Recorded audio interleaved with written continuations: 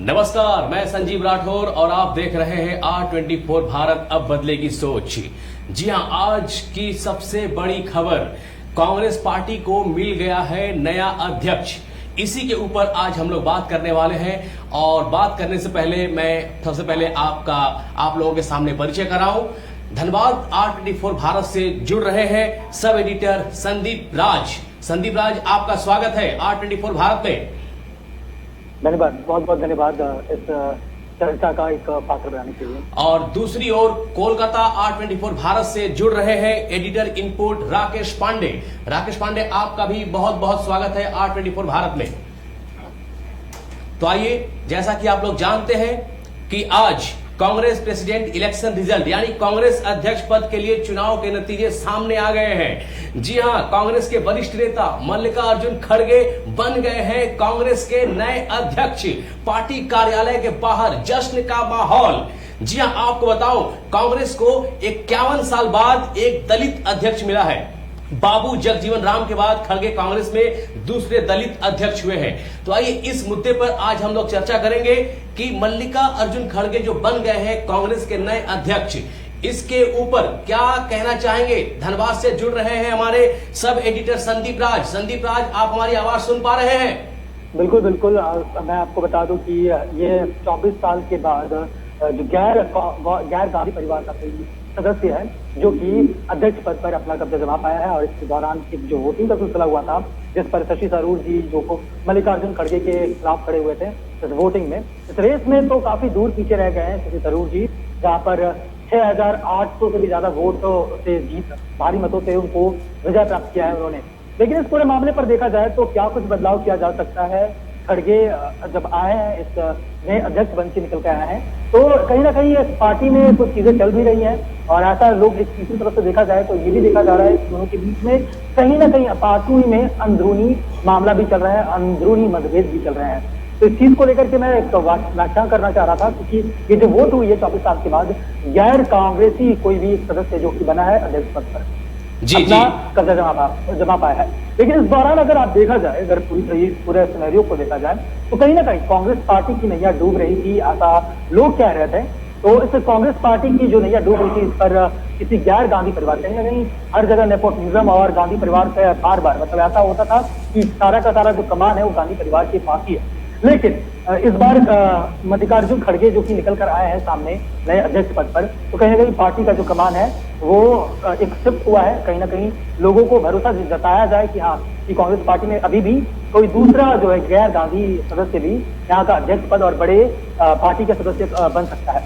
तो ये कहीं ना कहीं एक दिखा जा रहा है कि या क्या ये सही मायने में ये हुआ है कि सही मायने में जो कमान है वो गैर गांधी परिवार के पास है या गांधी परिवार के पास है, या देखने वाली बात है। जी, बने रहे हमारे साथ। और हमारे साथ कोलकाता R24 भारत से हमारे R24 भारत के राकेश पांडे। आज ये जो कांग्रेस अध्यक्ष, पूरे देश को कांग्रेस में मिला नया अध्यक्ष, उसके ऊपर आपकी क्या राय है?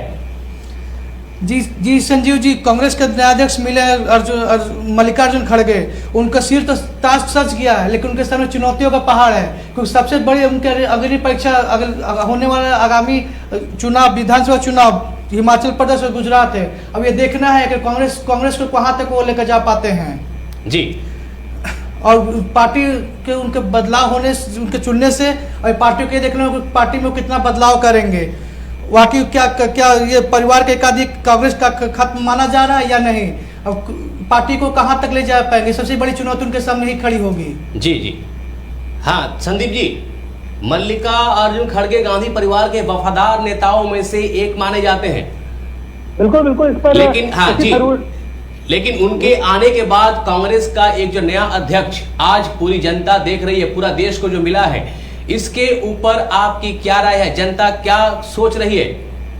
देखिए, इस पर शशि थरूर ने भी टिप्पणी की थी। शशि थरूर ने भी कहा था कि जब ये पीसीसी जब उन्होंने अपना मत रखा था कि वो भी अध्यक्ष पद के लिए वो चुनाव दावेदारी देना चाहते हैं, तो इस पर भी बताया जा रहा था, जिस पर शशि थरूर ने खुलकर मीडिया के सामने बातें कही थी प्रेस कॉन्फ्रेंस में कि जब भी पार्टी के पीसीसी होता था तो वहाँ पे मल्लिकार्जुन को बुलाया जाता था। जब भी वो मिलने जाते थे तो मल्लिकार्जुन को बहुत ही सत्कार के साथ बिठाया जाता था और उनसे काफी बातचीत की जाती थी। लेकिन जब भी शशि थरूर जाते थे उनसे मिलने के लिए तो वो बिजी है या कहकर भी टाल दिया जाता था। तो कहीं ना कहीं जो हाईकमान है, जो कि गांधी परिवार का जो यूनिट है, वह कहीं ना कहीं मल्लिकार्जुन के पक्ष में पहले से भी था और इसी कारण यही वजह है कि शशि थरूर को कई सारे विवादों में भी इससे पहले भी रह चुके हैं। जैसे G23 का जो मामला आया था, G23 का सदस्य भी माना जा रहा था शशि थरूर का। तो ऐसे कई सारे कंट्रोवर्सी है जिसके बीच में शशि थरूर फंसे रहे। लेकिन ये कहने से इनकार नहीं किया जा सकता कि जो गांधी परिवार का जो मत है वो मल्लिकार्जुन के साथ था, उनको काफी ये वैल्यू दिया जा रहा था इस पूरे मामले को लेकर के।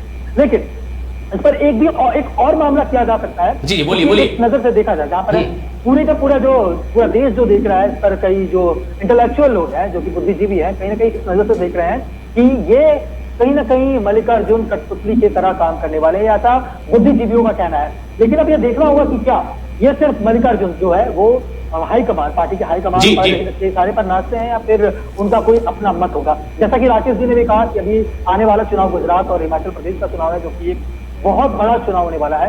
इस पर कहीं ना कहीं कांग्रेस ने इस चुनाव के आने के बाद, इस जो चुनाव हुआ है जहाँ पर 1000 मत मिले हैं शशि थरूर को, जो माना जा रहा था कि इतना मत नहीं मिल पाएगा उनको, ऐसा भी कहा जा रहा था, लेकिन इतना मत मिला भी। और कहीं ना कहीं कांग्रेस के बीच में जो अंदरूनी मामला था, जो अंदरूनी जो मतभेद थी, उस चीज का उजागर होना और कहीं ना कहीं पार्टी हाईकमान का मल्लिकार्जुन को सपोर्ट करना, ये निश्चित तौर पर दिखाता है कि पार्टी जो है, गांधी परिवार है, कहीं ना कहीं जो अपना जिसको बोलते हैं पावर ऑफ अटॉर्नी, वो अपने पास ही रखना चाहता है। जैसा कि संदीप जी अभी आपने कहा कि मल्लिकार्जुन खड़गे या गांधी परिवार के इशारे पे काम करने वाले हैं कि नहीं करने वाले हैं, ये देखने वाली बात होगी। इस पे हम चर्चा करेंगे। और इस वक्त स्टूडियो में, हमारे कोलकाता स्टूडियो में मौजूद है राकेश पांडे। राकेश पांडे, क्या लग रहा है आपको इस विषय पे?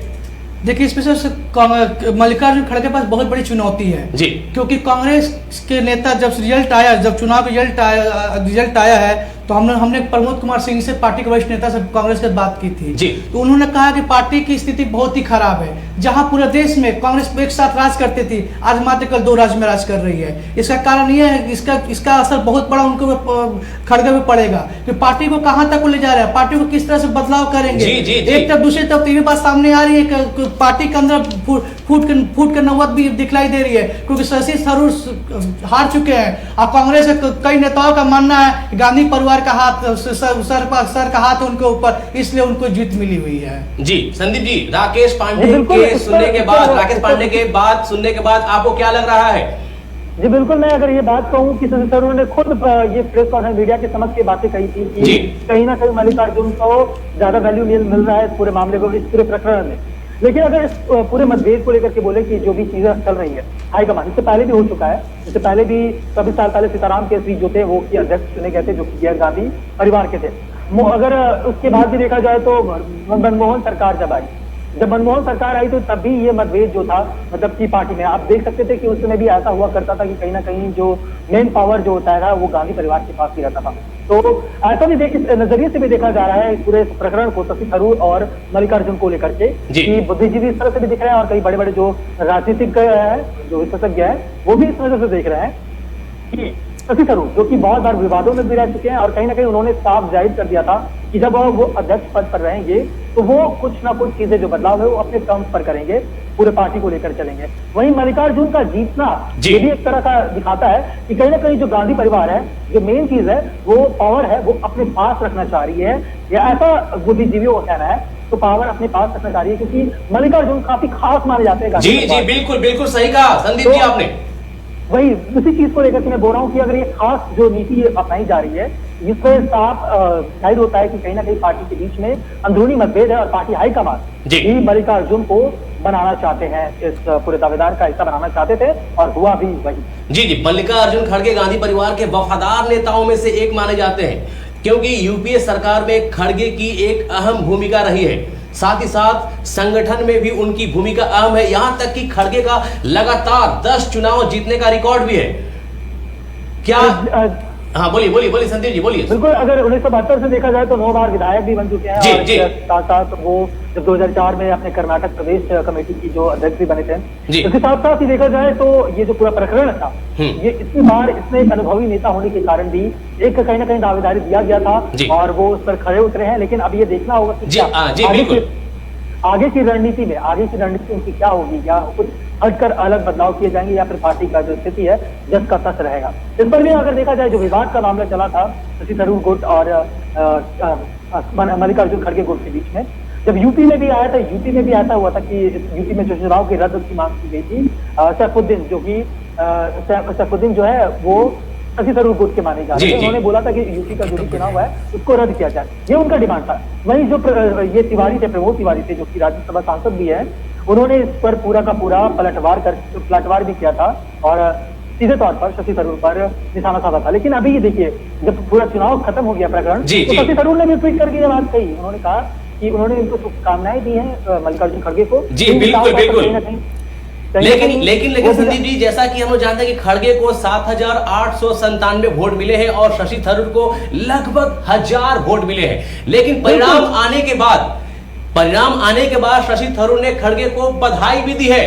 ये कार्यक्रम जारी रखेंगे, ताकि रुकेंगे थोड़ी देर के लिए। और हमारे साथ स्टूडियो में धनबाद से जुड़े थे सब एडिटर संदीप राज और कोलकाता R24 भारत से जुड़े थे हमारे राकेश पांडे यानी एडिटर इनपुट। आप सभी का तहे दिल से धन्यवाद और शुक्रिया। देखते रहिए, हर पल हर खबर आपको देता रहेगा R24 भारत। अब बदलेगी सोच। मैं आपके साथ संजीव राठौर, धन्यवाद।